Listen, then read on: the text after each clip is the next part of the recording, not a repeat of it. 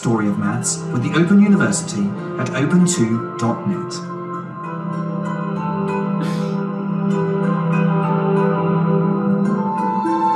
The world reshaped in the writings of a sailor, a slave trader, and a Puritan family split across an ocean. Next on BBC4, The Century That Wrote Itself. Okay, so thank you first of all everyone for coming. और इसमें हमने काफ़ी interesting चीज़ें देखी हैं. अच्छा, कुछ चीज़ें हैं जो मैं रिकॉल करता हूँ और बल्कि कोशिश करते हैं कि इसको कुछ एक्टिविटीज़ भी कर लें. सो एक तो हमने देखा ग्रीक्स मैथमेटिक्स में जियोमेट्री का बड़ा इन्फ्लुएंस रहा है. और पहले दिखाइएगा शुरू में. अच्छा, ये तो हमारे पास रेगुलर पॉलीगॉन्स है ना. इसमें अपोलोनियस का जिक्र नहीं उसने किया, तो उस बाद में था इनके काफी. I don't know. ठीक. अपोलोनियस.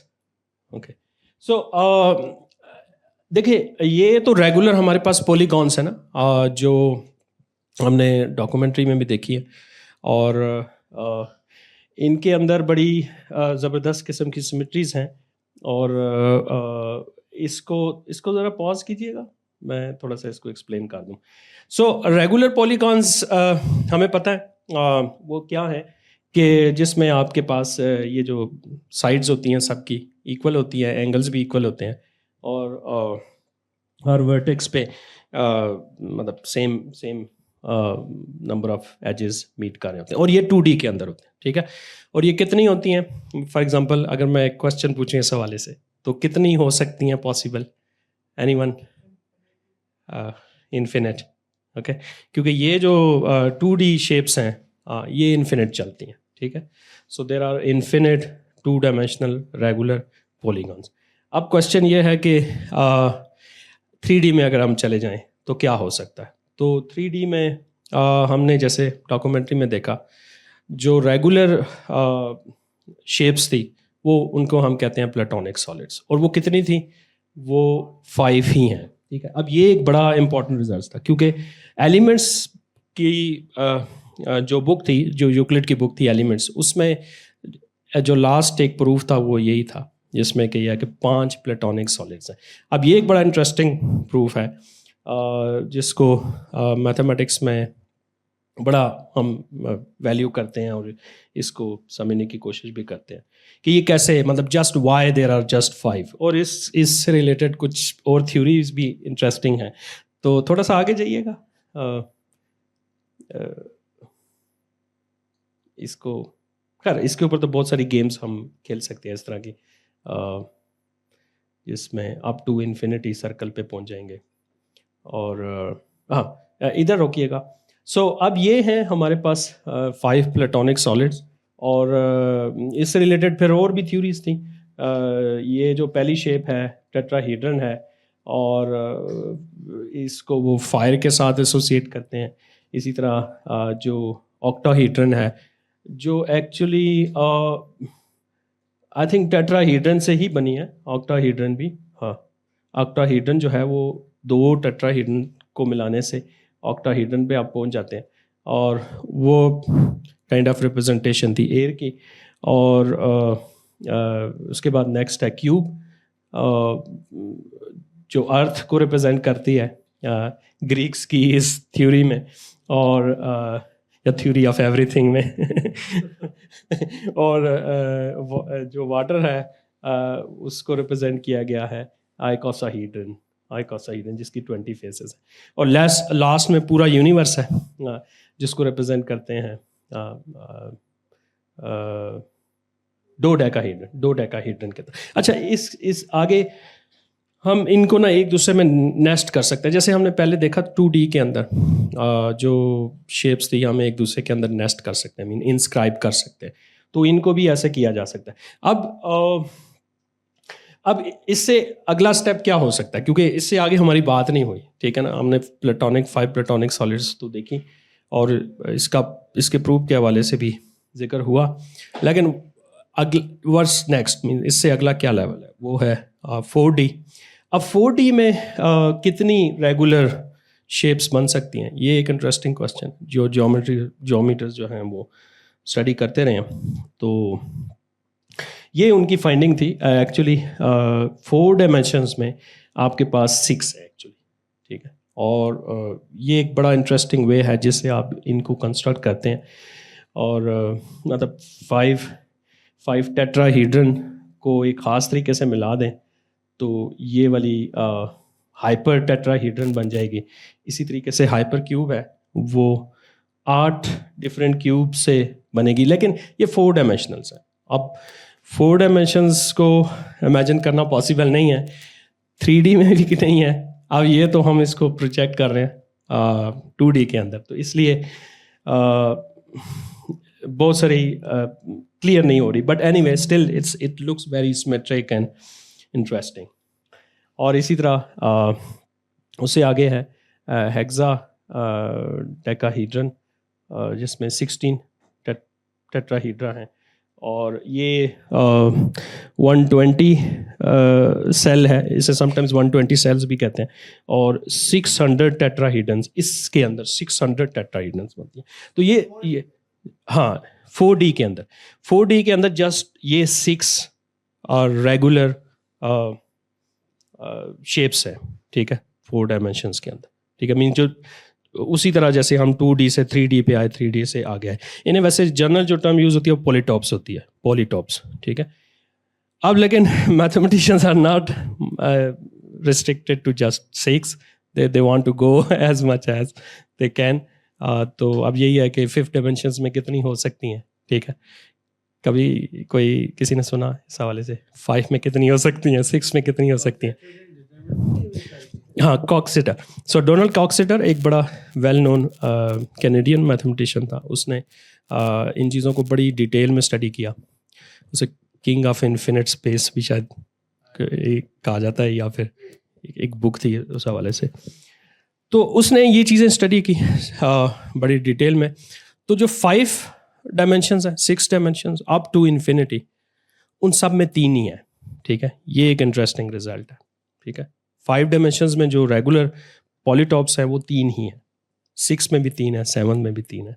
तो ये एक बड़ी इंटरेस्टिंग क्लासिफिकेशन है जो ज्योमेट्री के हवाले से नज़र आती है। और ये ग्रीक से ही सिलसिला चला आता है, और थैंक्स टू प्लेटो जिसने इन चीज़ों को बड़ी डिटेल में, बड़े इंटरेस्टिंग वे में स्टडी किया। और ना सिर्फ स्टडी किया बल्कि इनके लिए बड़ी इंटरेस्टिंग थ्योरी भी दी, और जो आज भी यूज़ होती हैं डिफरेंट वेज में, डिफरेंट।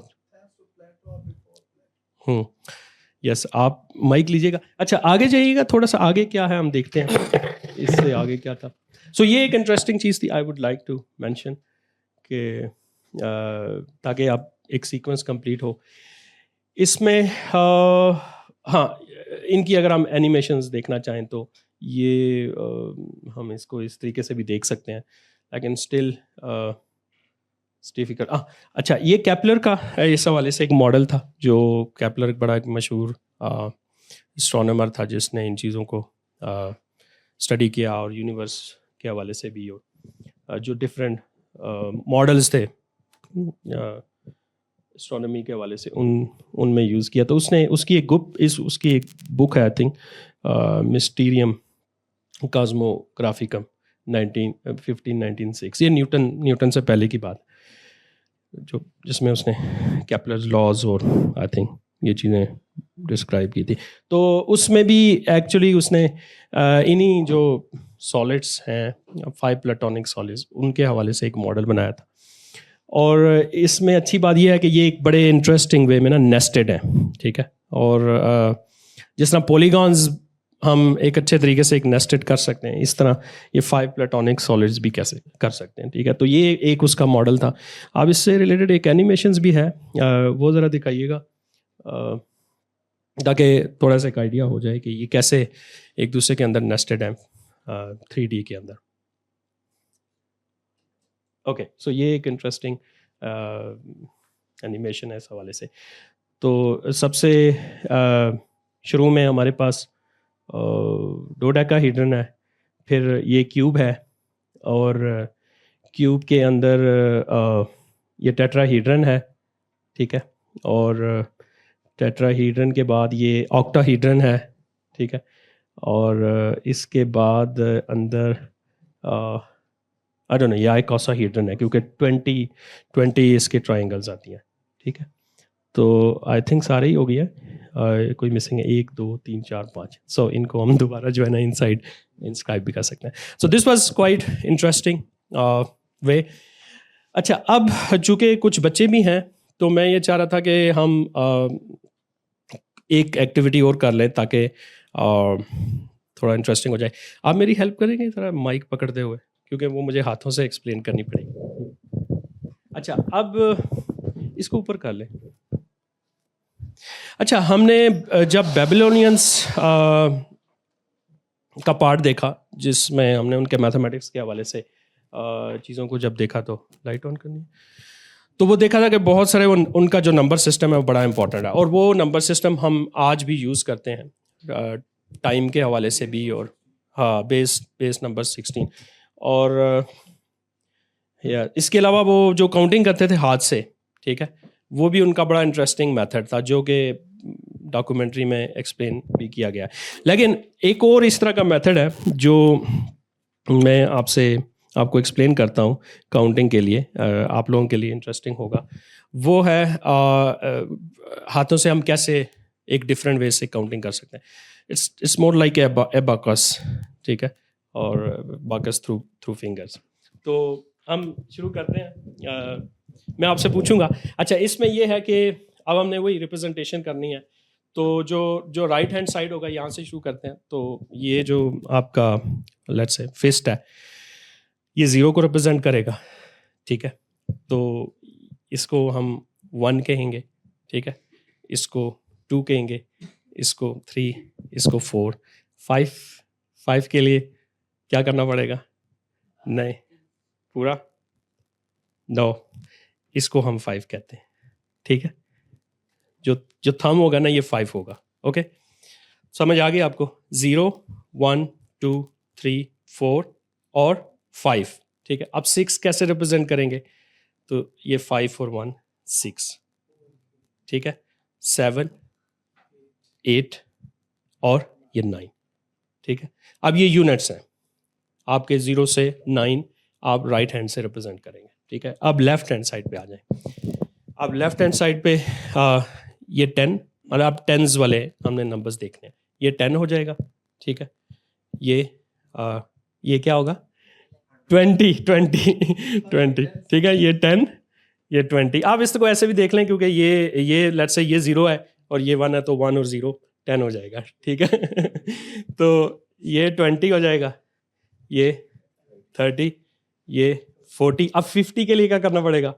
ठीक है, लेफ्ट थंब जो है ना वो 50 के लिए करना पड़ेगा, ठीक है। और 60 के लिए ये 60 हो जाएगा, ये 70, ये 80 और ये 90, ठीक है। अब इससे हम 0 से लेके 19 तक सारे नंबर एक्सप्लेन कर सकते हैं, ठीक है। फॉर एग्जांपल 11 क्या होगा? ठीक है, अब यहाँ से मुझे 10 लेना है और इधर से 1 लेना है, तो ये क्या होगा? 11 हो जाएगा, ठीक है। और इसी तरह ये 12, ये 13, ये 14 और ये 15, 16, 17, 18, 19, ठीक है। 20 के लिए फिर यही रिपीट करना पड़ेगा, ये 20 होगा, 21 अप टू so on। अच्छा, अब अगर मैं आपसे पूछूं कि 55 क्या होगा, तो दोनों तरफ आपने थम्स करने हैं, तो ये 55 होगा क्योंकि ये 10 वाला है और ये यूनिट वाला है, तो ये 55 होगा, ठीक है। अच्छा, अब अगर 99 करना होगा, क्योंकि उससे आगे हम नहीं इस मेथड से नहीं जा सकते, थोड़ा सा आपको चेंज करना पड़ेगा। लेकिन 99 करना हो तो वो कैसे करना पड़ेगा? वो ऐसे करना पड़ेगा, ठीक है। तो अब इस तरह ना हम काउंटिंग कर सकते हैं, और बहुत सारे लोग जापानीज़, आई थिंक चाइनीज़, इस तरह की काउंटिंग करते रहते हैं अब बाकी में भी और इस हवाले से। तो ये वही मेथड है, उसी तरह का मेथड है जो बेबीलोनियंस जो हैं वो करते रहे। आपको समझ आ गई? ठीक है, ये नहीं है। तो अब अगर अब डिड यू हाँ, सो अब अगर मैं आपसे कहूँ कि कोई नंबर 29 को आप कैसे रिप्रेजेंट करें? 29 को, ओके। इनको माइक, ये माइक इनके पास लाइएगा। 20, हाँ यस यू आर राइट। हाँ नहीं वो फिर दोनों हाथों से यूज़ नहीं करेंगे इनको वैसे बोलते हाँ यस यू आर राइट, ठीक है ये 29 है। सो आपको समझ आ गई, ठीक है। आप मुझे बताएं कि कौन सा नंबर बताऊं, इनसे पूछूं। 55 तो हो गया था। आपकी डेट ऑफ बर्थ क्या है? जो डे ऑफ बर्थ है उसको रिप्रेजेंट कर। यस यस 10 है। So 10 you know how to represent 10।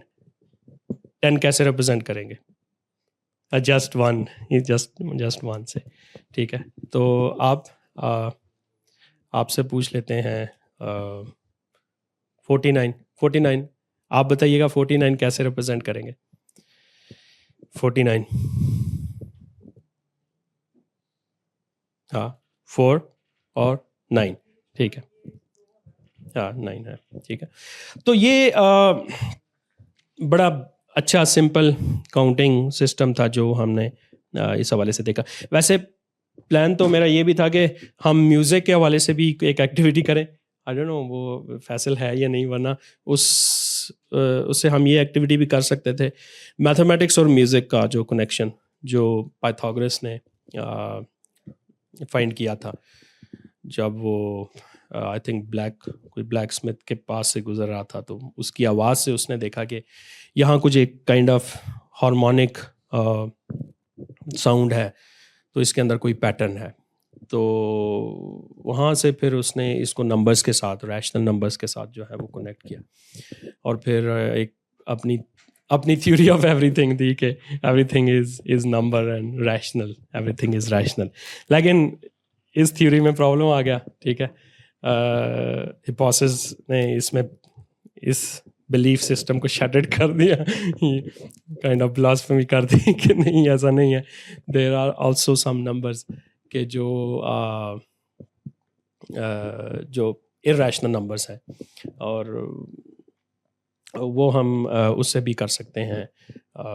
Right angle triangle से अगर हम ए और बी को 1 रखें तो सी की वैल्यू जो है वो स्क्वायर रूट ऑफ 2 आती है, जो कि रैशनल नंबर नहीं है, ठीक है। वो एक इरैशनल नंबर, तो वहाँ से इरैशनल नंबर्स का एक कॉन्सेप्ट है वो भी आया, और उधर से ही पता चला कि फिर इसी तरह एरिया जो है वो जब हम कैलकुलेट करते हैं डिफरेंट चीज़ों का, और सर्कल का भी, तो वहाँ पे भी एग्जैक्ट वैल्यू तो कभी भी नहीं आती ना, इसलिए हम वहाँ बीच में पाई लेके आते हैं हर दफ़ा।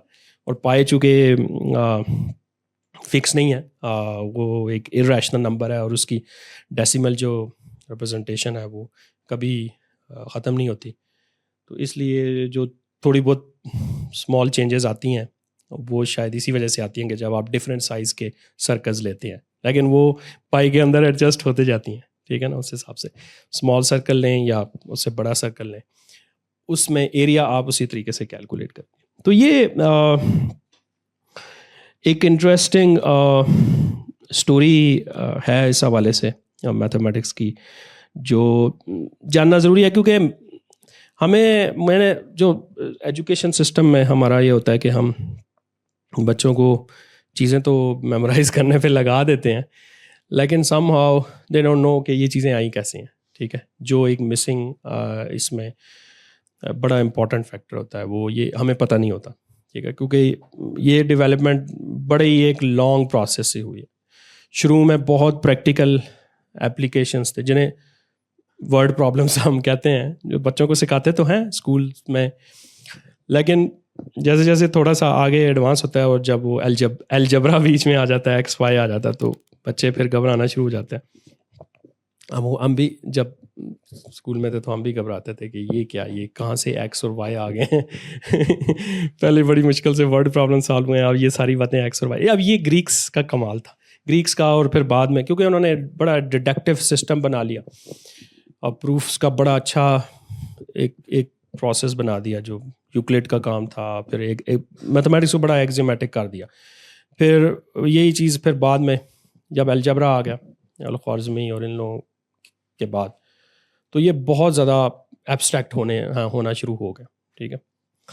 तो एब्स्ट्रैक्ट होने का ये मतलब नहीं है कि वो रियलिटी से बिल्कुल डिवाइड हो गया या दूर हो गया, वो रियलिटी में वापस आ जाते हैं पर्टिकुलर केसेस में, ठीक है, उन्हीं एब्स्ट्रैक्शंस में, या जैसे कि अभी हमने देखा कि हायर डायमेंशंस में आपकी शेप्स बनती हैं, लेकिन आप एक जनरल थ्योरी बना लेते हैं एब्स्ट्रैक्ट की, और उसमें अगर आपने स्मॉल लेवल पे लोअर डायमेंशंस में आना है तो वो वहाँ पे भी वही थ्योरी आपकी वैलिड हो जाती है। तो एब्स्ट्रैक्शन से अक्सर स्टूडेंट्स या जो मैथमेटिक्स को लर्न करना चाहते हैं वो घबरा जाते हैं कि ये सो मच एब्स्ट्रैक्शन क्यों है, लेकिन यही इसकी पावर है, ठीक है। अगर आप देखें इस स्टोरी को भी जिस तरह डेवलप हुई है, शुरू के प्रॉब्लम्स कितने छोटे छोटे सिंपल एवरीडे प्रॉब्लम्स थे, लेकिन उससे कन्फ्यूजन भी तो होती थी ना। कन्फ्यूजन कितनी होती थी, आप प्रॉब्लम सॉल्व करते थे लेकिन समझ नहीं आती कि भैया अभी क्या है, क्योंकि जनरल मेथड नहीं था किसी के पास। तो जनरल मेथड जैसे जैसे डेवलप होता गया वक्त के साथ साथ, इसलिए वो मैथमेटिक्स की भी फाउंडेशन स्ट्रांग होती गई, फिर उनको अप्लाई करना भी फिर ज़्यादा बेहतर हो गया, फिर अंडरस्टैंड करना भी बेहतर हो गया, एक एल्गोरिथमिक मेथड बन गया, एल्गोरिथम्स बन गए, और अब तो ये हर जगह मतलब यूज़ हो रहा है, कहाँ पे यूज़ नहीं हो रहा, ये वही मेथड्स हैं। टाइम कीपिंग तो हम रेगुलर बेसिस पे यूज़ करते हैं। इंटरेस्टिंग है कि इतनी सदियों तक ये 60 बेस सिस्टम सरवाइव कर गया, ठीक है, और आज तक हम इसको डेली लाइफ में यूज़ कर रहे हैं, और इंटरेस्टिंग है, यूज़फुल है। जी आप ज़रा, हाँ जी, जब अब आपने बोलना है ना, ये क्वेश्चन रिमार्क्स, आप माइक लीजिएगा। Okay, so we are following the number system based on 60. Yes, no, जो टाइम की कीपिंग के लिए For the time जी measurement. जी। So how we can say that there's a how much it's accurate? देखें accurate It's तो it's been seemed like delusional. Okay, क्योंकि अभी हम जब हायर डायमेंशन की बात करते हैं, जब यूनिवर्सिटी जिस तरह थ्योरेटिकल फिजिक्स हमें बताती है कि टाइम स्पेस जो है वो उसकी वो एक्चुअल डायमेंशन है, तो उस लिहाज से हम क्या कहते हैं। अब देखें, अब यही बात है कि शुरू में प्रॉब्लम चूँकि क्वांटिटेटिव एनालिसिस शुरू हुआ, क्वांटिटेटिव रीजनिंग थी और अप्लाइड प्रॉब्लम थे, बाद में फिर थोड़े एब्स्ट्रैक्ट हो गए, लेकिन फिर बहस वैसे ये टाइम की फिर आती है कि टाइम जो है वो जो हम टाइम कीपिंग कर रहे हैं, ये तो हम चीज़ों को ऑर्गेनाइज करने के लिए कर रहे हैं ना, ठीक है, ये एक्चुअल टाइम तो नहीं है, ठीक है। फिलोसोफर्स को ये वाला टाइम पसंद नहीं है, ठीक है, या जो हम एक्सपीरियंस टाइम का वैसे करते हैं अदर देन दिस, वो डिफरेंट है, ठीक है। लेकिन साइंस के पर्सपेक्टिव से ये बड़ा इंपॉर्टेंट है, इसके बगैर तो आप आगे चल नहीं पाते, ठीक है।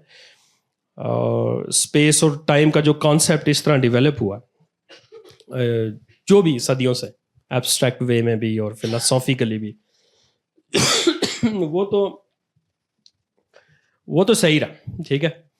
अब डिल्यूजनल है या आप इसे फिक्शनल कहें, what ever, but it works, ठीक है। अगर ये फिक्शनल भी है और रियलिटी नहीं है, ये हमारी रिप्रेजेंटेशन है माइंड की, बट इट स्टिल वर्क्स, और जब तक ये वर्क कर रहा है तो फॉर अस इट्स यूजफुल, ठीक है।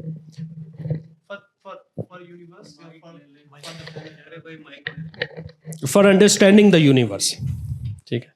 अब वो थिंग इन इटसेल्फ वाली बात है, कांट की फिलॉसफी वाली बात है कि ये जो माइंड के अंदर कैटेगरीज हैं हमारी, जिससे हम चीज़ों को अंडरस्टैंड करते हैं, ठीक है। अब ये स्पेस टाइम हमारे माइंड की कंस्ट्रक्शन है या ऑलरेडी एग्जिस्ट करता है, ठीक है, that's a question, this is very philosophical question, ठीक है, और इसको साइंटिफिक क्वेश्चन भी बनाया जा सकता है कि ये हमारी रिप्रेजेंटेशन है दुनिया को समझने के लिए, ठीक है, ये हमारी मैथमेटिकल मॉडलिंग है। So, जब हम देखते हैं कि इसमें डिफरेंट शेप्स की और डिफरेंट डायमेंशंस की बात करते हैं, सो जिस तरह हमने पहले 5 प्लेटोनिक जो हमने शेप्स डिस्कस किए हैं, उससे फिर हम आगे भी फॉरवर्ड होते हैं 600 समथिंग, तो उस तरह देखते हैं तो हम जो 4th डायमेंशन लेते हैं तो वो टाइम ही बचते हैं हमारे पास। हाँ, सो देखिए इन रियलिटी तो 4 डायमेंशन टाइम हम कंसिडर करते हैं, ठीक है, और उसके ऊपर जो भी मैथमेटिकल थ्योरी बनाई आपने, पहले न्यूटन ने बनाई, उसमें फिर मॉडिफिकेशन जनरलाइजेशन उसकी हुई आइंस्टाइन ने की, ठीक है, थ्रू मैथमेटिक्स ही हुई, क्योंकि मिन्कोस्की और इन लोगों के काम थे, यू नो बेटर। तो ये तो अच्छी रिप्रेजेंटेशन रही हैं, ठीक है, और एक अच्छे मैथमेटिकल मॉडल्स रहे हैं, ठीक है, और ये इतने पावरफुल हैं और इतने यूज़फुल हैं, इतने अच्छे प्रिडिक्शंस हैं इनसे, ठीक है, कि कुछ लोग इस पे के बाद ये मजबूर हो जाते हैं कहने पे कि यूनिवर्स भी मैथमेटिकल ही है फिर, ठीक है, यूनिवर्स इटसेल्फ ही मैथमेटिकल स्ट्रक्चर है, इसलिए हमें ये मैथमेटिक्स की सारी चीज़ें नज़र आ रही हैं, ठीक है। तो ये एक और हाइपोथेसिस है, यूनिवर्स हाइपोथेसिस, कौन सा, इसको क्या बोलेंगे, हाँ, मैथमेटिकल यूनिवर्स हाइपोथेसिस, ठीक है, मैक्स टैगमार्क का। तो ये कुछ फिजिसिस्ट हैं वे वो इस तरह की हाइपोथेसिस भी दे रहे हैं, जिनकी अच्छी वैलिड स्ट्रॉन्ग अपनी रीजनिंग है और उसके हक में काफ़ी अच्छे दलाइल भी हैं, ठीक है। लेकिन कुछ दूसरे हैं वो कहते हैं कि नहीं ये जस्ट हमारी फिक्शन है, हमारी माइंड की प्रोडक्ट है और ये काइंड ऑफ हमारी रिप्रेजेंटेशन है, ठीक है। जो फिनोमिनाज हैं उनको हम एक्सप्लेन कर रहे हैं मैथमेटिक्स को एज ए टूल के तौर पर या फिर एज ए लैंग्वेज के तौर पर, बट लैंग्वेज यहाँ लैंग्वेज के एक्सपर्ट्स बैठे हैं ये वो वाली लैंग्वेज नहीं है, ठीक है, ये ऑर्डिनरी लैंग्वेज से बहुत डिफरेंट है, ठीक है, और इसके अपने इश्यूज हैं। तो ये फिर बहस डेफिनेटली फिलोसॉफिकल हो जाती है, ठीक है, और इंटरेस्टिंग है इस हवाले से, और मैथमेटिशियंस और फिलोसफर्स इस तरह ये साथ करते रहे। इसमें प्लेटो का बड़ा रोल है, प्लेटोनिज्म और उससे पहले पाइथागोरस, ठीक है, इनकी ये जो आइडियाज़ थे ना, ये इन पे आज तक बहस हो रही है, ठीक है, कि और ये प्लेटो ने कहा था ना कि ये सिर्फ मैथमेटिक्स जो है वो जस्ट टूल नहीं है, I mean just small tool नहीं है जिससे हम सिर्फ छोटे छोटे प्रॉब्लम सॉल्व करना है, ये पूरी रियलिटी को भी हम इसी से ही एक्सप्लेन कर देते हैं, ठीक है। वो करते करते आगे फिर डेकार्ट का काम था, डेकार्ट ने फिर वो कार्टेशियन प्लेन बना लिया, उसमें उसने स्पेस को रिप्रेजेंट कर दिया मैथमेटिकली, ठीक है। न्यूटन ने उसमें टाइम डाल दिया, ठीक है, तो वो स्पेस टाइम बन गया। अब फिर वो जो स्पेस टाइम था वो डायनेमिक नहीं था, वो एब्सोल्यूट था, ठीक है। अब उसको डायनेमिक करने के लिए वही मैटर एनर्जी बीच में ले आए आइंस्टाइन की थ्योरी, तो फिर ये एक पूरा स्पेस टाइम जो है ना वो एक डायनेमिकल सिस्टम बन जाता है, ठीक है, पूरी जनरल रिलेटिविटी इसमें बन जाती है। तो ये इस हवाले से एक पूरी इंटरेस्टिंग जर्नी है। जी ज़रूर। हमारे पास एक अजीम कदावर शख्सियत है जिसका नाम है अल्लामा इकबाल रहमतुल्लाह अलैह, और उन्होंने अपनी अंग्रेज़ी के लेक्चर्स में स्पेस टाइम इन दोनों का रिलेशन, वो 4 डायमेंशन और the language of the universe को बहुत ही खूबसूरती से फिलोसॉफिकली बयान किया है इस्लामिक पॉइंट ऑफ व्यू से। सिर्फ हमें ये कोशिश करनी चाहिए कि इस किताब को पढ़ा जाए। Thank you. Reconstruction of the magnum opus of Allama Iqbal, the reconstruction of religious thought in Islam। और इसी हवाले से मेरा एक छोटा सा क्वेश्चन है। I am the researcher of finding or discovering the hitherto unsuspected harmonies between higher religion and science। higher religion से मेरी मुराद है spirituality, और इसमें एक थ्योरी है the Cantor's theory of mathematical continuity, जो कि कायनात की जो 3 रियलिटीज़ हैं, ह्यूमन ईगो जिसको आप फाइनाइट ईगो कह सकते हैं, इनफाइनाइट ईगो जिसको हम मज़हब की ज़बान में खुदा कहते हैं, और नेचुरल ईगो जो कि इस नेचुरल कायनात की तमाम चीज़ों की हकीकत है, जिसको आप गॉड पार्टिकल जिसकी अभी तलाश जारी है। इन तीनों की हकीकत एक ही है जिसको Cantor's theory of mathematical continuity explain करती है। मैं चूंकि मैथमेटिशियन नहीं हूँ तो मुझे बड़ी शिद्दत से तलाश है कि what is the brief explanation of Cantor's theory of mathematical continuity, ताकि मुझे इन 3 रियलिटीज़ के दरमियान कनेक्शन मिल जाए।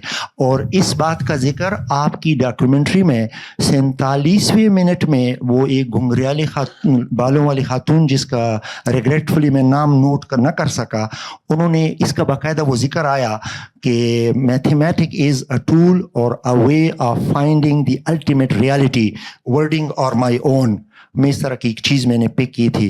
तो what is the Cantor's theory of mathematical continuity to finding the connection between these three realities, the human ego, the natural ego and the ultimate ego. Thank you very much. Okay, देखिए Cantor's के ऊपर हमारा यहाँ पे एक session हुआ है. ये जो डॉक्यूमेंट्री है ना, इसके 4 पार्ट्स हैं. ये फर्स्ट पार्ट है इसका जो लास्ट पार्ट है वो कैंटर से ही शुरू होता है. ठीक है जी, इस डॉक्यूमेंट्री का जो लास्ट पार्ट है ना वो स्टार्ट ही कैंटर से होता है. ठीक है, और उसका टाइटल है टू इन्फिनिटी एंड बियॉन्ड. ठीक है, the story of maths to infinity and beyond. ये हमने यहाँ पे देखी है, इस पे हमने डिस्कशन की थी कैंटर्स की जो इन्फिनिट सेट थ्योरी के हवाले से. पहले दिखाया गया है. जी, लास्ट पार्ट पहले दिखाया गया. बस ये रैंडम सा था. तो उस टाइम पे हमने शायद 2-3 महीने पहले यहाँ पे देखा था और उस पे डिस्कशन की थी. वो आप ज़रूर दिखेगा. जी, अगर मुझे ये मेरे ख्याल में यूट्यूब पे आपको ये वाला पार्ट भी मिल जाएगा यूट्यूब पे, और वो लास्ट पार्ट भी मिल जाएगा. ये 4 पार्ट हैं इसके. ठीक है, तो आई थिंक 1 वीक पहले हमने इसका सेकंड पार्ट देखा था जिसमें जीनियस ऑफ द ईस्ट है. उसमें और सर असल में ये जो इलेक्ट्रॉन की हरकत के बारे में जो थ्योरीज पेश की जाती हैं कि ये कंटिन्यूसली हरकत करता है या जंप्स लगाकर हरकत करता है, तो उसके ऊपर इसका बड़ा दारोमदार है सर. जी, बहुत सारा हो सकता है. क्वांटम मैकेनिक्स के हवाले से बहुत सारे लोगों की डिफरेंट थ्योरीज हैं और डिफरेंट इंटरप्रिटेशंस हैं. कुछ पे बहुत सारे एग्री करते हैं, कुछ पे नहीं एग्री करते. तो यहाँ पे इन तमाम बातों के साथ एक मैसेज ये है अपने ही लोगों से कि हमारी एक बहुत कदावर शख्सियत है अल्लामा इकबाल, और उनकी इस किताब को ज़रूर पढ़ना चाहिए. हमारे बहुत से वो जो कंट्रडिक्शंस हैं बिटवीन रिलीजन एंड साइंस वो हल हो जाते हैं, और being a Muslim we can be a very highly qualified scientist. Could be. Any other question, remarks? आप इस पे कोई बात करना चाहेंगे? आपने भी रिकंस्ट्रक्शन तो आई थिंक पढ़ी होगी. स्पेस टाइम का जो आई थिंक बर्गसन, जो हेनरी बर्गसन है, he was like more, Iqbal was more inclined towards Henry Bergson and his philosophy, and that's why he mentioned some concepts of space and time. But जो Henry Bergson है वो philosopher है, जो France का बड़ा मशहूर philosopher था. जब आइंस्टाइन ने अपनी ये थ्योरी दी थी, हाँ, तो शायद आप इस बुक में उसके हवाले से जिक्र कर रहे हैं जी. हाँ, तो मुझे लगता है कि ये जो सब्जेक्टिव टाइम का जो कॉन्सेप्ट है, सब्जेक्टिव टाइम का कॉन्सेप्ट है, तो वो ज़्यादा यहाँ पे डिस्कस किया हुआ है. लेकिन इससे पहले कि हम अल्लामा इकबाल पे आएँ, हमें वो डिबेट पहले समझनी चाहिए. ठीक है, क्योंकि उसका इन्फ्लुएंस है बहुत ज़्यादा साइंस के ऊपर भी, और बाद में जो साइंस स्पिरिचुअलिटी उनके जो फिलोसफर्स हैं सर, उसका खुलासा ये है कि हम जो तमाम नेचुरल साइंसेस की बुनियाद है दैट इज़ इंटेलेक्ट, अकल, और तमाम स्पिरिचुअल उलूम की बुनियाद है इंट्यूशन. तो हम उसको जुदा करके पढ़ते हैं. बरगसां, अल्लामा इकबाल बरगसां की इस पॉइंट से बहुत ज़्यादा वो हैं, मुतासिर हैं कि intuition is the higher form of intellect. इस सूरत में जो अकल और इश्क इन दोनों के दरमियान कम्बिनेशन आ जाती है, या जो फिजिकल यूनिवर्स है और इसके पीछे जो स्पिरिचुअलिटी है या रिविलेशनर या वही, उनके दरमियान वो कंट्रडिक्शन ख़त्म हो जाती है. When we say that intuition is the higher form of intellect, and ये आइडिया बरगसान ने वो दिया था, और इसको अल्लामा इकबाल ने बड़ा डीपली पैक किया है. Would you like to add something? हाँ, बुनियादी तौर पर तो एक क्वेस्ट है हमारा जो इर्द गिर्द जो कुछ है उसको समझने की. तो उसमें जो पैटर्न्स हैं, जो सीक्वेंसेस हैं, उनको फाइंड करना है. अब उनको फाइंड करने के लिए लैंग्वेजेस भी इन्वेंट हुई. शुरू में लैंग्वेजेस की इनएफिशिएंट थी प्रिसाइज नहीं थी, तो उनको कोशिश किया गया कि प्रिसाइज बनाया जाए। तो नंबर का मकसद यही था कि लफ्ज़ के साथ जो है बहुत सारे इमोशंस जुड़े हुए हैं, बहुत सारी फीलिंग्स जुड़ी हुई हैं, उनको मिनिमाइज किया जाए। तो नंबर्स आ गए। नंबर्स के साथ भी हम चूंकि इमोशनल बीइंग भी हैं, नंबर्स के साथ भी हमने ज़ीरो को हीरो के अगेंस्ट कर दिया और उसमें से भी इमोशंस निकाल लिए। तो ये जब आप एब्स्ट्रैक्शन की तरफ जाते हैं तो बेसिकली प्रिसीजन की तरफ जाते हैं, क्योंकि जितना आप उसको मटेरियल वर्ल्ड से दूर लेके जाते हैं उतना आप उसकी अंडरस्टैंडिंग बेहतर होती है। तो मैथमेटिक्स जी, तो मैं ये समझता हूँ कि मेरे ख्याल में तो मैं एक अगर फिनोमेनोलॉजी का थोड़ा सा एक बता दूं तो वो जो कुछ रियल में है वो नॉमिनन है, ठीक है। हम उसको डायरेक्टली एक्सेस नहीं कर सकते, हम उसको ऑब्जर्व करते हैं अपने जो हवासे खमसा हैं उनके ज़रिए, और इन हवासे खमसा से जब हम करते हैं तो हम उसका एक मेंटल इमेज बनाते हैं। अब उस मेंटल इमेज के लिए हम फिर मॉडल्स बनाते हैं, जिसमें से मैथमेटिकल मॉडल ज़्यादा प्रिसाइज है और ज़्यादा पावरफुल है बाकी लिंग्विस्टिक मॉडल्स के मुकाबले में। तो विजुअल मॉडल्स भी हो सकते हैं, लिंग्विस्टिक मॉडल्स भी हो सकते हैं, लेकिन मैथमेटिकल मॉडल जो है वो ज़्यादा बेहतर तरीके से उसको रिप्रेजेंट कर सकता है। लेकिन ये समझना कि जो मॉडल से हमने मेंटल पिक्चर बनाई है या मॉडल से जो हमारी अंडरस्टैंडिंग डेवलप हुई है वो एग्जैक्टली रियलिटी है, ऐसा नहीं है। हम this is how we perceive reality, वो फिनोमेना है, नॉमिना नहीं है।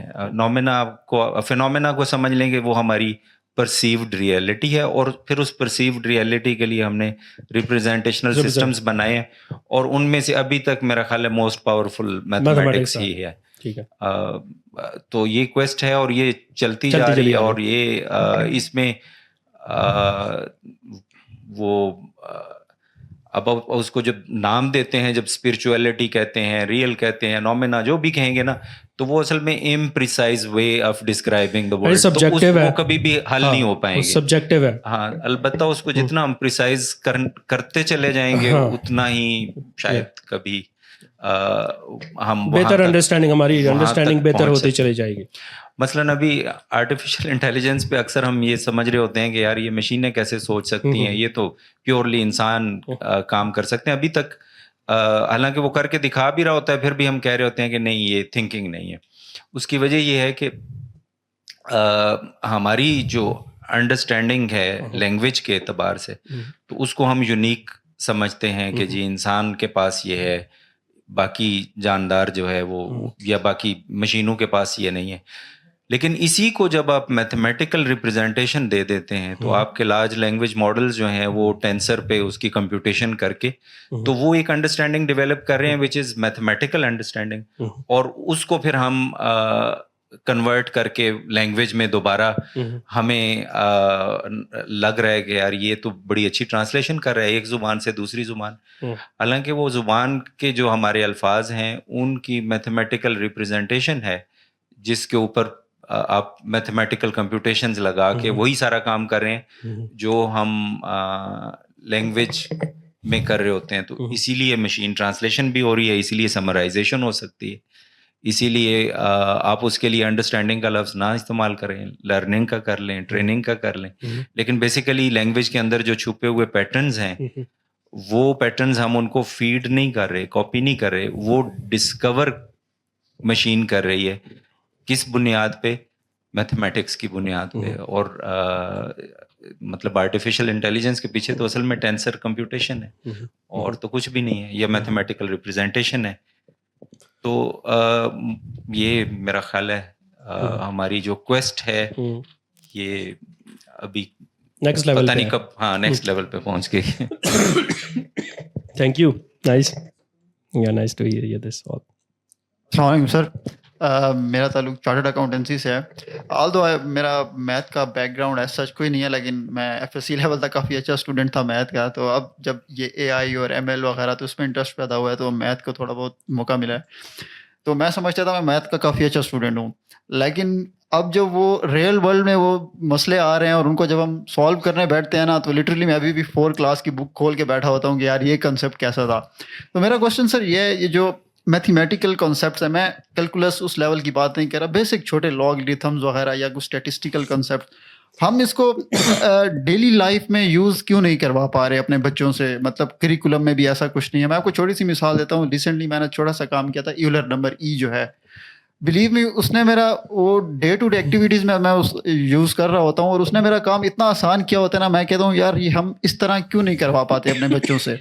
लाइक इसमें कोई बहुत बड़ी हाई एंड आपको कंप्यूटेशनल पावर भी नहीं चाहिए, ये बेसिक छोटे छोटे कंसेप्ट हैं। Yes. तो मैं बस यही सवाल था कि हम ये स्टैटिस्टिकल रीजनिंग, वो मैथमेटिकल लॉजिक अपनी डे टू डे लाइफ में वो क्यों नहीं यूज़ कर पाते अपने बच्चों से? देखें, यूज़ तो कर रहे होते हैं, हमें पता नहीं होता, बहुत ज़्यादा यूज़ कर रहे होते हैं। हाँ, ये है कि जो प्रिसाइसली नहीं कर पा रहे होते या स्टक हो जाते हैं, उस हवाले से आपकी बात शायद ठीक है, लेकिन बिहाइंड माइंड में मैथमेटिकल थिंकिंग हमारी चल रही होती है, क्वांटिटेटिव रीजनिंग, मैथमेटिकल रीजनिंग चल रही होती है। ऐसा नहीं है कि इतने एवोल्यूशन हुआ है हमारा और हम मैथमेटिक्स को यूज़ नहीं कर रहे, वो कर रहे होते हैं, ठीक है। बाकी ये जो आपने प्रैक्टिकल प्रॉब्लम्स की बात की है ना, बहुत सारे मैथमेटिशियन इसमें इंटरेस्टेड नहीं है, ये हमने हिस्ट्री में भी देखा है, ठीक है। जैसे कि आर्किमिडीज, अब आर्किमिडीज ने बहुत सारे रियल प्रॉब्लम सॉल्व किए, ठीक है, लेकिन वो कहता था मुझे इसमें इंटरेस्ट नहीं है, क्या आप मुझसे वेपन बना लें या फिर जंग जीतने के लिए कोई हथियार बना लें या फिर इस तरह के। He was more inclined towards pure mathematics for its own सेक, ठीक है, वो उसकी अपनी इंटेलेक्चुअल क्यूरियोसिटी है। तो मैथमेटिक्स की एजुकेशन में ये भी एक इम्पॉर्टेंट चीज़ है जो समझने की ज़रूरत है कि जब हम इसको just as a tool for practical purpose ही करते रहते हैं, तो ये भी एक सही मैथमेटिकल रीजनिंग नहीं है या मैथमेटिकल अप्रोच नहीं है, ठीक है। प्रॉब्लम सॉल्व हो जाएंगे, प्रॉब्लम सॉल्व ऐसा नहीं है कि नहीं होंगे। आपने जैसे एग्जांपल थी आइलैंड नंबर्स की, वो एक मैथमेटिकल कॉन्सेप्ट था, लेकिन जब आपने यूज़ किया तो वो सही अप्लाई हो गया, ठीक है। तो जिसको जो ज़रूरत होगी वो उस हिसाब से उसको अप्लाई कर लेगा। ये इंजीनियर्स का काम है, मैथमेटिशियंस का काम नहीं है कि वो अप्लाई करते रहे, ठीक है। तो वो कभी इंजीनियर्स का काम होगा, कभी वो कंप्यूटर साइंस वाले का काम होगा, ठीक है। मैथमेटिक्स फॉर इट्स ओन सेक जो है ना, वो एक और चीज़ है जिसको समझना और उसको अप्रिशिएट करना फॉर इट्स ओन सेक ज़रूरी है, ठीक है। लेकिन जो आपका एतराज़ है, अगर आप ऑलरेडी अप्लाइड साइड के हैं तो फिर वो आपका एतराज़ जेन्युइन है, ठीक है। अब ये प्रॉब्लम मेरे ख्याल में आपको खुद ही सॉल्व करना है, ठीक है। कैसे सॉल्व करना है कि आपका जो प्रैक्टिकल प्रॉब्लम है उसको आपने कैसे मैथमेटिक्स के टूल से सॉल्व करना है, और हो जाता है, मोस्टली हो जाते हैं। ऐसा नहीं है कि मैथमेटिक्स सिर्फ एब्स्ट्रैक्ट दुनिया की बातें हैं, एब्स्ट्रैक्ट भी होती हैं लेकिन वो पर्टिकुलर केसेस में अप्लाई भी हो जाती हैं। तो एजुकेशन सिस्टम में जो फ्लॉज हैं वो तो हम सबको पता है, हम भी इसी सिस्टम का हिस्सा हैं, उन पे तो बहस होती ही रहती है और मज़ीद होनी भी चाहिए। तो बेसिक लेवल पे दोनों अप्रोचेस ज़रूरी हैं, बेसिक लेवल पे, ताकि बच्चे को सिखाया जाए कि ये जो आइडियाज़ आप मेमोराइज़ कर रहे हो जस्ट फॉर मेमोराइजेशन नहीं है, इनकी एप्लीकेशंस भी हैं। तो वो उसके लिए फिर छोटे छोटे मैथ सर्कल्स इस तरह करवाए जाएँ और प्रैक्टिकल वे में करवाए जाएँ ताकि वो सेंस डेवलप हो सके। लेकिन सिर्फ इस अप्रोच के साथ भी नहीं करवाना चाहिए, क्योंकि फिर अगर आप इसी अप्रोच से करते रहेंगे ना, फिर वो ज़रा प्रैग्मेटिक अप्रोच हो जाती है, ठीक है, जो कि मैथमेटिशियंस को इतनी पसंद नहीं होती। जो प्योर मैथमेटिशियंस होते हैं, दे डोंट लाइक इट, ठीक है। जैसे मिसालें मैंने आपको इसमें हमने देखा है, जैसे कि यूक्लिड की मिसाल देख लें, प्लेटो की मिसाल देख लें, आर्किमिडीज। अब ये वो लोग हैं जिन्होंने मॉडर्न मैथमेटिक्स की बेस रखी हुई है, ठीक है। ये भी यही करते रहे, वो प्रैक्टिकल प्रॉब्लम ज़्यादा सॉल्व नहीं करते रहे और उनसे भागते थे, कहते कि ये प्रैक्टिकल प्रॉब्लम तो जिनको ज़रूरत है वो सॉल्व करें ना, हम तो हायर इंटेलेक्ट की बात कर रहे हैं या एक डिफरेंट लेवल की बात कर रहे हैं। तो इस तरह ये मैथमेटिक्स डेवलप हो रहा है और इसी तरह डेवलप मज़ीद भी होता चला जा रहा है।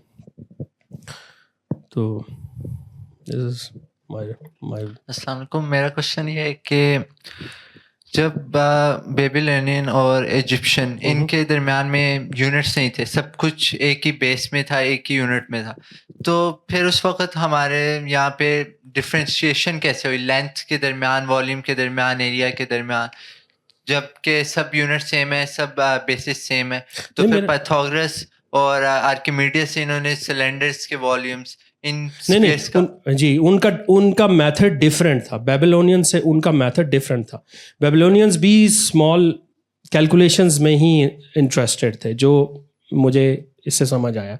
स्मॉल केसेस में उन्होंने अपने मेजरिंग सिस्टम्स और अपना बेस सिस्टम बनाया था, कैलकुलेटिंग बेस, लेकिन उसके अंदर प्रॉब्लम्स थे वो हमने फाइंड किए हैं इस हवाले से। जो ग्रीक्स थे ना, ग्रीक्स ने उनका सिस्टम उस तरह सारा का सारा कंप्लीटली यूज़ नहीं किया। उन्होंने बीच में डिडक्टिव मेथड सारे यूज़ कर लिए, ठीक है।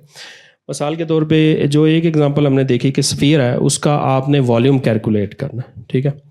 तो बेबीलोनियंस का और तरह का मेथड होगा। जो आर्किमिडीज का मेथड था वो यही था कि वो उसकी स्लाइसिंग करता है, ठीक है ना, स्फीयर की स्लाइसिंग करता है और फिर उनकी स्लाइसिंग करके अप्रॉक्सीमेशन करता है कि उस ऑब्जेक्ट तक पहुंचा जाए जिसका ऑलरेडी मेरे पास वॉल्यूम मौजूद है, ठीक है। मतलब ऐसी स्लाइस करना है कि वो मेरे पास सिलेंडर बन जाए, क्योंकि सिलेंडर का वॉल्यूम मुझे पता है, ठीक है। तो उससे वो डिडक्टिव मेथड यूज़ करके पिछले ऑलरेडी नोन रिजल्ट्स को इस्तेमाल करके नेक्स्ट लेवल पे आता है। तो इनका मेथड, ग्रीक्स का जो मेथड है ना, वो ज़्यादा डिडक्टिव है, ठीक है, और पर्टिकुलर नहीं है, वो ज़्यादा जनरलाइज्ड है, एब्स्ट्रैक्ट है।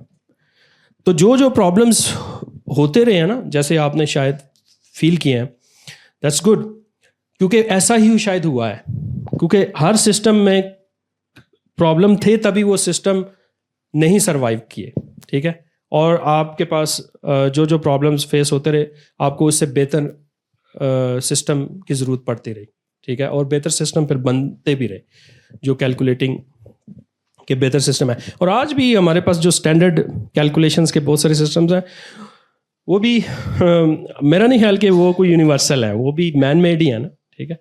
आप उनमें से भी आई डोंट नो, कभी कभार लगता है कि कुछ चेंजेस स्मॉल कर देते हैं कि अब हमने ये यूनिट, ये वाला अब नहीं रखना, इसको इतना रख देना है, किलोग्राम इतना कर देना है, ठीक है। तो वो तो स्मॉल चेंजेस हम कर ही रहे होते हैं किसी ना किसी हवाले से। तो जो कन्फ्यूजन थी वो नेक्स्ट जनरेशन ने उसको अपने हिसाब से उस एरर को करेक्ट किया और अपना कोई नया मेथड उसने इंट्रोड्यूस करवाया। करते करते हम जो 10 बेस सिस्टम है जो आज हम यूज़ करते हैं, और मेरे ख्याल में अब ये ज़्यादा यूनिवर्सल है, मतलब ज़्यादा वर्ल्ड वाइड यही यूज़ होता है, क्योंकि इसमें कैलकुलेशंस आसान है और कंप्यूटेशन सारी आसान है। तो सिंबल डिफरेंट हो सकते हैं, लेकिन वही बेसिक जो अलजेब्रा है ना, वो सबका एक ही है। सिंबल मीन चाइनीज़ अपने वे में 1 2 3 रिप्रेजेंट करते हैं, लेकिन बेसिक अरिथमेटिक तो वही सेम ही है ना। तो ये इस तरह हमने ना एरर करेक्शन की है और इसको रिफाइन करते करते हम आगे चले आए हैं। अच्छा, इससे से एक और रिलेटेड क्वेश्चन ये है कि उस वक्त बेबीलोनियन के अंदर अब टाइम का जो है कॉन्सेप्ट बेस 60 का हुआ, तो ये डायमेंशंस का कॉन्सेप्ट उनके यहाँ किस किस्म का, क्योंकि टाइम का कॉन्सेप्ट बाद में जाके न्यूटन ने आके उसके ऊपर थ्योरीज या थ्योरम्स जो है वो इस्टेब्लिश किए, लेकिन उससे पहले फॉर एग्जांपल अब लेंथ है, लेंथ का यूनिट उस वक्त लाइक 10 ही है और टाइम का भी 10 ही है, तो उन दो डायमेंशंस के दरमियान आप डिफरेंशिएशन किस किस्म की थी? देखिए, एक जो डायमेंशन है वो स्पेस की है, ठीक है, और एक टाइम की है। वैसे ये क्वेश्चन इंटरेस्टिंग है क्योंकि आइंस्टाइन की थ्योरी, हाँ जी, आइंस्टाइन की थ्योरी में ना स्पेस और टाइम जो है ना वो एक दूसरे में ना मर्ज भी हो जाते हैं, ठीक है। तो ये बड़ा इंटरेस्टिंग अच्छा क्वेश्चन है इस हवाले से कि पहले हम ज़्यादा स्पेस में स्पेशल वे में थिंक करते रहे, और इसलिए जो बहुत सारे हमारे रिजल्ट्स हैं ना वो टाइमलेस हैं, उसमें टाइम नहीं है हमारे पास। For example a² + b² = 6c²। अब इसमें कैलकुलेशंस हैं, स्पेस की कैलकुलेशंस हैं, टाइम नहीं है इसके अंदर, ठीक है। अब टाइम का जो कॉन्सेप्ट बाद में आया ना, जैसे मैंने जिक्र किया रेने डेकार्ट का, ठीक है, क्योंकि डेकार्ट बड़ा इस लिहाज से इम्पोर्टेंट फ़िलासफ़र बनता है, मैथमेटिशियन और फिलासफर, जिसने इन चीज़ों को ना थोड़ा सा रिवोल्यूशनाइज़ किया और वे ऑफ थिंकिंग को। उसने कार्टेशियन प्लेन बना दिया, लेकिन टाइम को उसमें भी उसने नहीं डाला, मतलब ऐसा सच उस तरह टाइम नहीं डाला। न्यूटन बीच में उसको ले आया कि टाइम भी डालते हैं, ठीक है।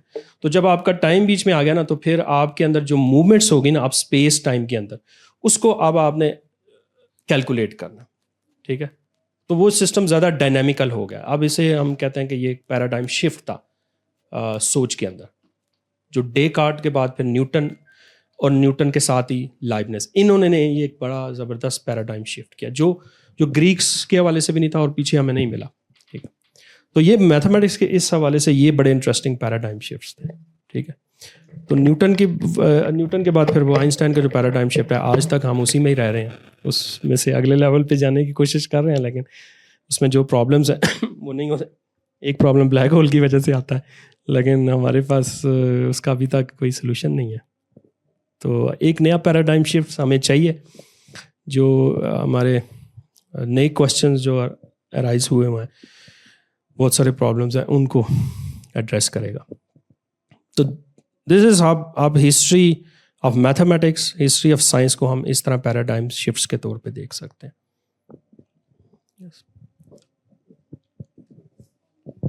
ये ऑन कीजिएगा। नहीं चल रही है। हाँ, आवाज़ आ रही है आपकी। अस्सलाम वालेकुम। अच्छा सर, जैसे इस लेक्चर में आपने बताया कि यूनिवर्स को अंडरस्टैंड करने के लिए जो बेसिक लैंग्वेज हमारे पास वो मैथमेटिक्स ही है, और मैथमेटिक्स की रूह हमारे पास प्रूफ है। मतलब जब तक हम उस चीज़ का प्रूफ नहीं मिल सकता तब तक हम फिर उसे मानेंगे नहीं। तो चले मॉडर्न जो बेसिक प्रॉब्लम्स हैं मैथमेटिक्स के, उनके तो प्रूफ्स हमें मिल गए उस टाइम पे, इजिप्शियंस ने दे दिए, बेबीलोनियंस ने दे दिए। लेकिन अभी मॉडर्न मैथमेटिक्स के प्रूफ बहुत या तो हमें पता नहीं है या फिर है नहीं, क्योंकि मॉडर्न जो मैथमेटिक्स यूज़ होती है, अब जैसे 2 मिनट के लिए मान लें कि हमने किसी चार्ज की फोर्स किसी स्पेशल डिस्टेंस पे मेजर करनी है, तो उसमें हमें इंटीग्रेशन यूज़ करनी है। तो अब हम ये दावे से कैसे कह सकते हैं कि वो इंटीग्रेशन जो हमने अप्लाई की है वो हमें एग्जैक्ट अमाउंट ऑफ फोर्स उस डिस्टेंस पे उस चार्ज की दे रही है? तो बेसिक्स में तो मैथमेटिक्स ने हमें प्रूफ्स भी दिए, साथ प्रॉब्लम सॉल्व भी की, लेकिन अब प्रॉब्लम तुम्हारी सॉल्व कर रही है, प्रूफ्स साथ हमें नहीं दे रही, या दे रही है तो हमें पता नहीं है। देखिए, मैथमेटिक्स आज जैसे जैसे एब्स्ट्रैक्ट हुआ है ना, तो वो जो प्रैक्टिकल फिजिक्स है ना, जो फिजिकल साइंसेस हैं, उसके साथ कनेक्ट भी हुआ है, लेकिन प्योर मैथमेटिशियंस ने एक अपनी दौड़ लगा दी। ठीक है, उनकी एक अपनी लाइन है। ठीक है, वो आपसे अलग हो गए? नहीं, अलग नहीं है वो। आई मीन इस तरह अलग नहीं है। तो जो फॉर एग्जांपल एडवांस लेवल पे स्ट्रिंग थ्योरी आजकल एक बड़ी पॉपुलर है। स्ट्रिंग थ्योरी में फिजिक्स और मैथमेटिक्स जो है ना, वो बस एक साथ साथ ही चल रहे हैं, और फिजिसिस्ट को ये एतराज़ है कि फिजिसिस्ट मैथमेटिशियंस बन गए। ठीक है, स्ट्रिंग थ्योरी में आके, तो ये एक एतराज़ चल रहा है। लेकिन मैथमेटिक्स का कोई प्रॉब्लम नहीं है। मैथमेटिक्स तो स्ट्रिंग थ्योरी के आइडिया या उसके आने के बाद मैथमेटिक्स को एक और बूम मिल गया, एक और डेवलपमेंट फास्ट हो गई। ठीक है, और ऐसी ऐसी आइडियाज़, ऐसी ऐसी थ्योरीज बनी ना कि हैरान रह गए मैथमेटिशियन। और वो तो इतने प्रॉब्लम्स हैं, आपने कहा मैथमेटिक्स के कितने प्रॉब्लम, इतने प्रॉब्लम्स हैं कि अगली 2 सदी तक हम इन प्रॉब्लम्स में एटलीस्ट अपने आप को मसरूफ़ रख सकते हैं। हाँ, तो ये इतने प्रॉब्लम्स हैं मैथमेटिक्स के। ठीक है, मतलब जो करंट पैराडाइम्स के हवाले से मैथमेटिक्स, तो मैथमेटिक्स तो डिवेलप ही ग्रेट अनसॉल्व प्रॉब्लम की वजह से डिवेलप होता है। ठीक है, ये तो ज़रूरी है मैथमेटिक्स के अंदर। जितना कोई प्रॉब्लम मुश्किल होगा, अनसॉल्व होगा, उसके लिए जो एफर्ट्स होंगे उस पर मैथमेटिक्स डिवेलप। बहुत सारी उसकी मिसालें। ये आपके a² + b² = c²। Practical problem भी है, लेकिन एक mathematical problem for its own सेक भी है। लेकिन अगर आप मैं इसमें पावर 2 की बजाय 3 कर दूँ तो क्या फिर भी इक्वल होगा? ये इतना सिंपल सी बात है। ठीक है, अब ये एक मैथमेटिकल प्रॉब्लम है, जस्ट पावर 3 कर दिया या 4 कर दी या 5 कर दी, it's pure mathematical concept, idea. It has nothing to do with reality या फिर फिजिक्स। ठीक है, अब इस पे कोई दो सदियाँ लगी है इसको सॉल्व करते हुए कि ये नहीं इक्वल होता। ठीक है, a³ 3 + b³ is not equal to c³ को आप 3 नंबर नहीं बता सकते जो इन इक्वेशंस को ना इसको सेटिस्फाई करेंगे, और सिर्फ 3 के लिए नहीं, 4 और हायर के लिए। ठीक है, फर्मा's लास्ट थ्योरम जिसे हम कहते हैं। तो एक बड़ा लंबे अरसे बाद इसका प्रूव हुआ। अच्छा, मैथमेटिक्स को इसका क्या फ़ायदा हुआ, और फिर फिज़िक्स या साइंसेस को क्या फ़ायदा हुआ? मैथमेटिक्स को तो ये फ़ायदा हुआ कि इस एक सिंपल प्रॉब्लम, अनसॉल्व प्रॉब्लम की वजह से जो नए आइडियाज़, नई थ्योरीज डेवलप हुई, जैसे अलजेब्राइक ज्योमेट्री हो गई, ये मॉडर्न मैथमेटिक्स में ना बहुत ज़्यादा डेवलपमेंट हुई। फिर ये बाद में फिज़िक्स के जो बहुत सारे इश्यूज हैं, स्ट्रिंग थ्योरी हो गई, इस तरह क्वांटम फील्ड थ्योरी, उधर भी इनकी एप्लीकेशंस नज़र आती हैं। ठीक है, तो प्रॉब्लम तो बहुत है मैथमेटिक्स में। ठीक है, और बल्कि गर्डल ने कहा था कि ये तो मैथमेटिक्स है ही इनकम्प्लीट है। ठीक है, तो मैथमेटिक्स की कम्प्लेक्सिटी इतनी है कि हमारा माइंड शायद नहीं इसको कम्प्लीटली ग्रास्प कर सकता शायद। ठीक है, या क्रिएट करता चलेगा जाएगा हमारा माइंड मज़ीद ही कम्प्लेक्सिटी। इस पर वुल्फ्रेम का भी एक प्रोजेक्ट है, वो कम्प्लेक्सिटी को इस हवाले से चेक करता है कि एक मैथमेटिक्स की कम्प्लेक्सिटीज़ या उसके थ्योरम्स की जो कम्प्लेक्सिटीज़ है वो किस तरह की हो सकती है। आई एम नॉट श्योर कि मैं सेटिस्फाइंग आंसर दे सका हूँ, क्योंकि मैं एक अपने वे में एक्सप्लेन कर रहा हूँ। आपका आंसर मुझे मिला वो यही है कि मैथमेटिक्स से हमने इतने प्रॉब्लम जनरेट कर लिए कि अब इनके ही सॉल्यूशन और प्रूफ्स निकालने के लिए हमें एटलीस्ट 200 साल चाहिए। हाँ जी, तो अब भी वो जो बेसिक प्रॉब्लम्स थे उनके तो इंस्टेंटली हमने इंस्टेंटली नहीं, नो थोड़े टाइम के साथ, नो इंस्टेंटली नहीं। पिछले हमने एक मंथ पहले, एक वीक पहले हमने यहाँ पे जो पिछली स्टोरी देखी थी इसकी, उसमें था पॉलिनोमियल इक्वेशन। ठीक है ना, क्वाड्रेटिक इक्वेशंस का जिक्र यहाँ पे भी इस डॉक्यूमेंट्री में बहुत दफ़ा हुआ है। क्वाड्रेटिक इक्वेशन का जनरल फॉर्म तक पहुँचते भी ना अल-ख्वारिज़मी तक हमें इंतज़ार करना पड़ा। ठीक है जिसने उसने बता दिया। लेकिन उसके बाद जब क्यूबिक की बात आई ना, just cubic equation, quadratic equation का तो आपको पता है ना, ax² + bx + c = 0। क्यूबिक में आपने बस पावर 3 कर देनी है।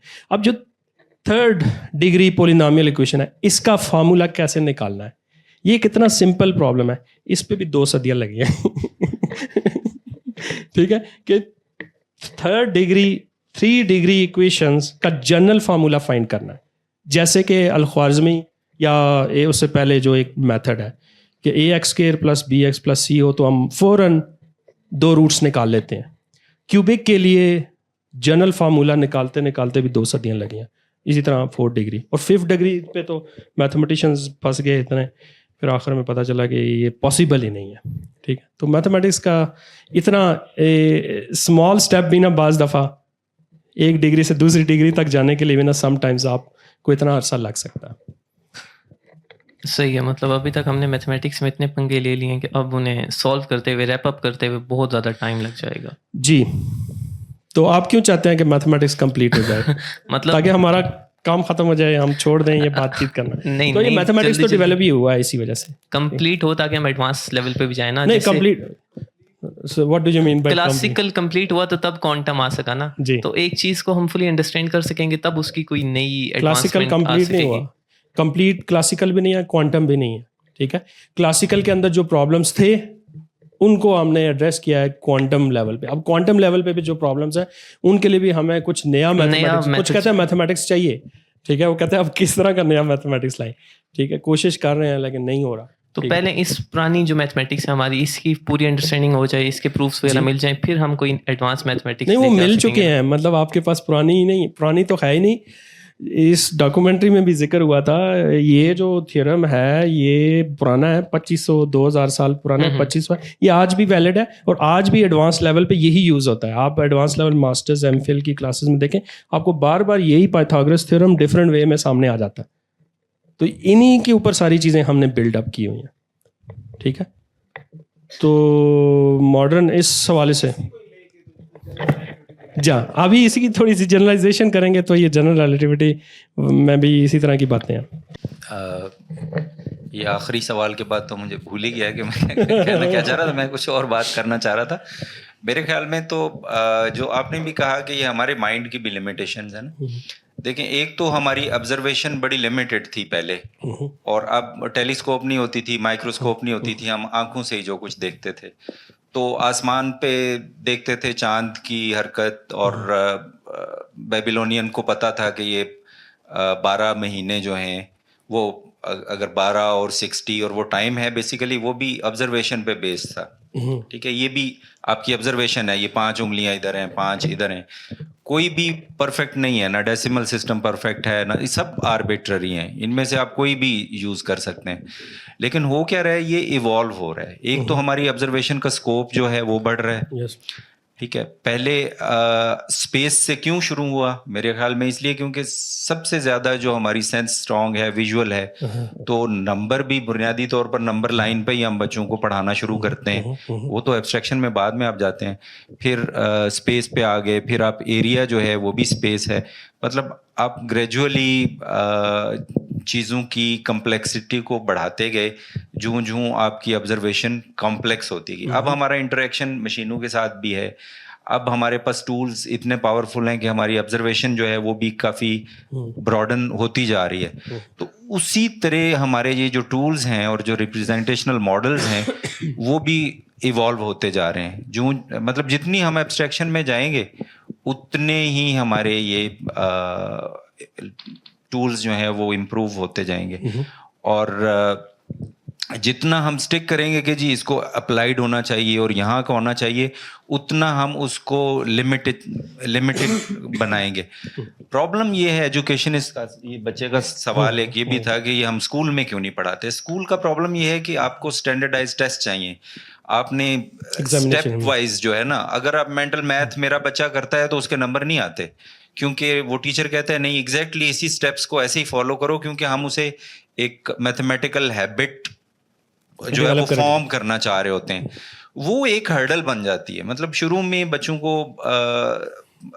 वो रियल और प्रैक्टिकल करना एक तरफ तो अच्छा है कि आप एब्स्ट्रैक्शन की तरफ जाएं रियल से, लेकिन एक स्टेज ऐसी आती है जहां पर वो हर्डल बन जाती है, आप उसको छोड़ें तो आप इंटेलेक्चुअली बहुत आगे जा सकते हैं। और वो एक स्टेज पे जाके कम से कम यूनिवर्सिटी के बच्चों को छोड़ देनी चाहिए, क्योंकि वहां पर वो अब आपको असिस्ट नहीं कर रही, बल्कि वो आपको जो है वो पीछे खींच रही है। एज एन एजुकेशनिस्ट मेरा ये इश्यूज हैं जो इस हवाले से हैं, और ये सबके ही हैं मेरे ख्याल में, वर्ल्ड वाइड ही है। और इस हवाले से आप डिफरेंट करते हैं। वो आइंस्टाइन कहता है ना कि क्यूरियोसिटी बच जाए ना हम फॉर्मल एजुकेशन सिस्टम थे, तो ये भी कोई मिरेकल ही होता है। इसके लिए वो मिसाल याद आ गई कि ये जब आप स्पेस रॉकेट छोड़ते हैं ना, तो जब फ्यूल ख़त्म हो जाता है तो वो असिस्ट कर रहा होता है शुरू में, उसको बाद में अबेंडन करना ज़रूरी है, वो सारा वेट अब साथ लेके नहीं जा सकते। तो ये मेरी क्वेस्ट में भी, मेरा ख्याल है हमारी क्वेस्ट में भी ऐसे ही है कि वो रॉकेट से काम लें इनिशियल, उसके लिए शुरू की इंट्यूशन जो है ना, इसे हम कहते हैं कि ग्रेविटी से निकलने के लिए इंट्यूशन जरूरी है, लेकिन एक स्टेज के बाद फिर आपको इंट्यूशन काम नहीं आती, फिर आपको मैथमेटिक्स की जरूरत पड़ती है। इंट्यूशन वहाँ पे फेल हो जाती है आपकी। मिलते जुलती एक थॉट थी वो ये कि हर एज में चैलेंज मुख्तलिफ होता है। तो पहले कैलकुलेशंस कंप्यूटेशंस की एज थी, लेकिन अब जो AI की बातें हम कर रहे हैं, तो इसमें मुझे ऐसा लगता है कि जो कैलकुलेशंस कंप्यूटेशंस और इवन मतलब जो AI जो करता है, एक टटोल के और एक वो कोई चीज़ निकालता है, तो हमारे पास ये जो मशीन्स हैं, कंप्यूटर्स हैं, these are like thousands of slaves, इनको आप ये एक तरह से कह लें, willing to do your bidding, मतलब जो आप इनको कहेंगे वो करेंगे। तो अब जो पहले जो होता था ना कि जी कॉम्प्यूटेशंस कैलकुलेशंस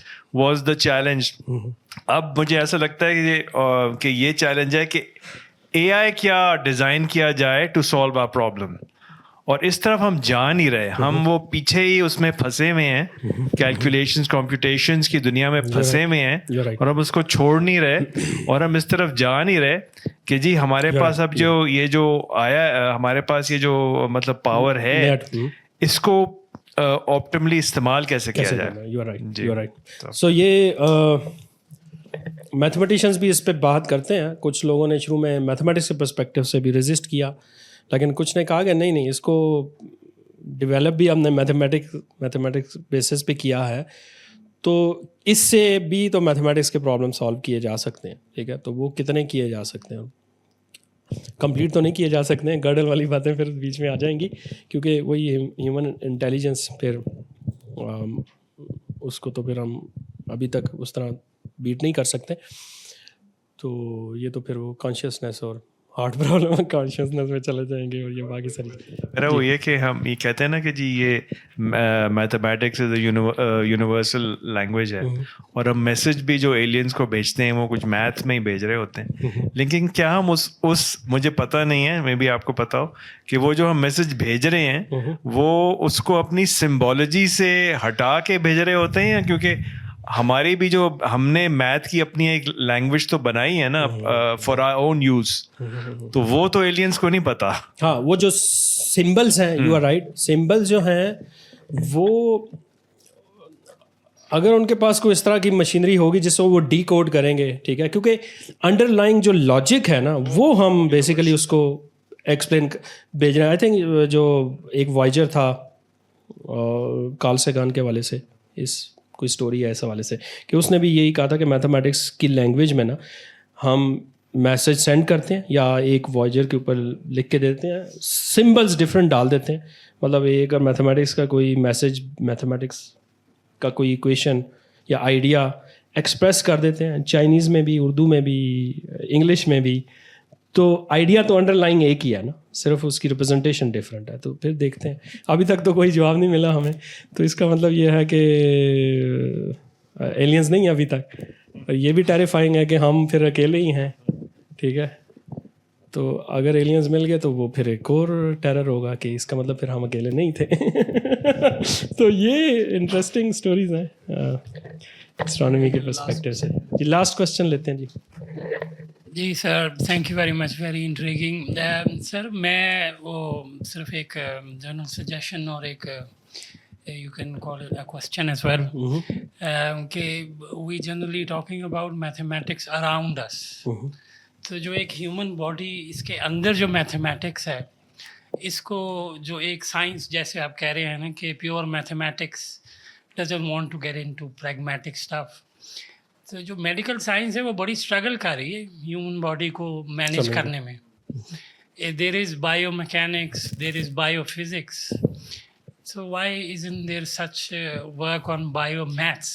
देखिए, मैथमेटिकल बायोलॉजी तो एक पूरा एक डिसिप्लिन है जिसमें काम होता है। प्रॉब्लम जो फिज़िक्स तो ज़्यादा मैथमेटिकल है, केमिस्ट्री में भी जो बहुत सारी चीज़ें हैं वो मैथमेटिकल हैं। ख़ास तौर पे ये जो हमने प्लेटोनिक सॉलिड्स डिस्कस किए हैं और सिमेट्रीज, इसके अंदर जो सिमेट्रीज हैं इनको बहुत ज़्यादा यूज़ किया जाता है केमिस्ट्री में भी, ठीक है। एक पूरा एक सब्जेक्ट भी है, क्योंकि मेरा बैकग्राउंड ग्रुप थ्योरी है और ग्रुप थ्योरी में आप इन ऑब्जेक्ट्स की सिमेट्रीज फाइंड करते हैं। तो इन ऑब्जेक्ट्स की सिमेट्रीज को यूज़ करके आप जो क्रिस्टलोग्राफी है उसमें भी आप यूज़ कर सकते हैं।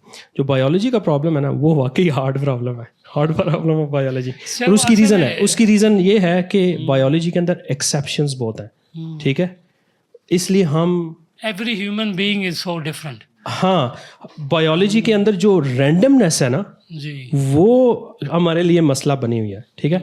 अब हमें new mathematical theory of randomness चाहिए जो इसको एक्सप्लेन करे, क्योंकि बायोलॉजी का ये प्रॉब्लम है कि उसमें एक्सेप्शंस बहुत हैं, ठीक है।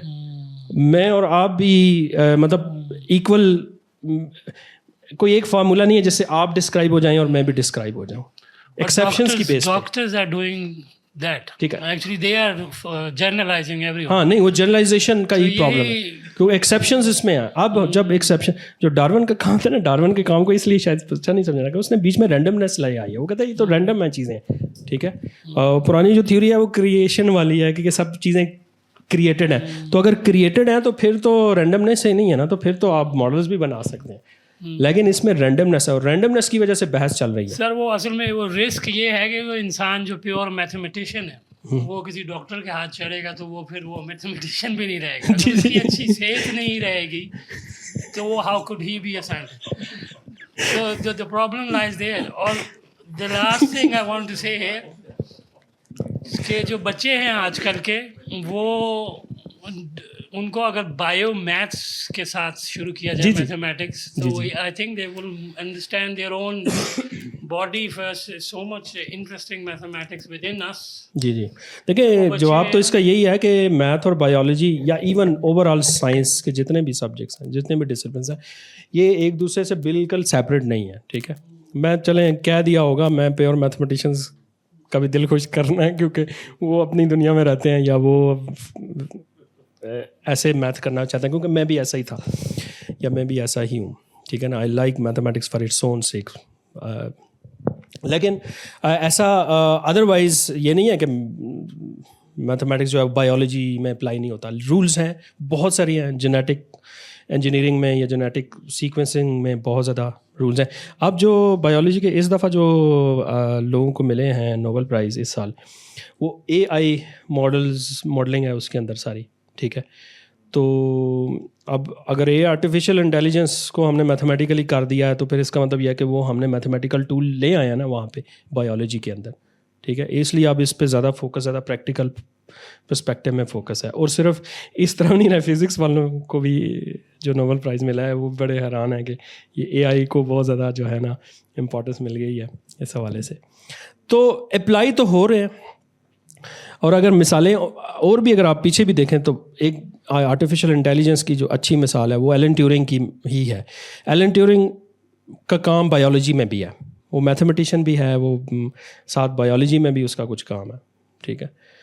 तो ऐसा नहीं था कि उसने इसको सेपरेट देखा, और सेपरेट देखना चाहिए भी नहीं, ठीक है ना। As a student of science, as a person जो साइंटिफिक थॉट को लेके चलता है, तो हमें देखें कैटेगरीज तो इसलिए हमने यहाँ सब्जेक्ट वाइज किया क्योंकि एक वक्त में सारे को पढ़ना भी इतना आसान नहीं ना, स्पेशलाइजेशन करनी पड़ती है आपको, फिर फोकस होना पड़ता है सारी चीज़ों को। लेकिन इसका ये मतलब नहीं है कि एक दूसरे से ये चीज़ें सेपरेट हैं, अप्लाई होती हैं। बायोलॉजी का प्रॉब्लम आपने सही इंडिकेट किया, उसका प्रॉब्लम रैंडमनेस की वजह से है, एक्सेप्शंस की वजह से है, और उसके लिए जो नई थ्योरीज़ हैं कुछ मैथमेटिक्स के अंदर डिवेलप हो रही हैं ऑलरेडी, थ्योरी ऑफ जैसे कम्प्लेक्सिटी थ्योरीज है या थ्योरी ऑफ रैंडमनेस है, रैंडम वॉक्स हैं, ठीक है। ये एक सेपरेट मैथमेटिक्स डिवेलप हो रहा है रिसेंटली, ठीक है जी। तो जब ये जैसे जैसे अब इवॉल्व हो रहा है ना, तो फिर जब ये मज़ीद बेहतर होता चला जाएगा, जैसे ही देखें ना अब AI जैसे ही आया, अब कितने ज़्यादा जगहों पे अप्लाई होना है। अब ये मैथमेटिकल अप्रोचेज़ ही हैं सारी, देखा जाए तो कंप्यूटेशनल अप्रोचेज़ है ना ये सारी। तो computational approaches means mathematical approaches हैं, क्वान्टिटेटिव अप्रोचेज़ ही हैं हमारी। तो आगे देखते हैं ये सिलसिला कहाँ तक चलता है और चलता रहेगा। चलें सर, हम बाद में डिस्कस करेंगे जी। So thank you very much everyone for coming, so see you next time, thank you. अब हम आपसे डिस्कस करते हैं।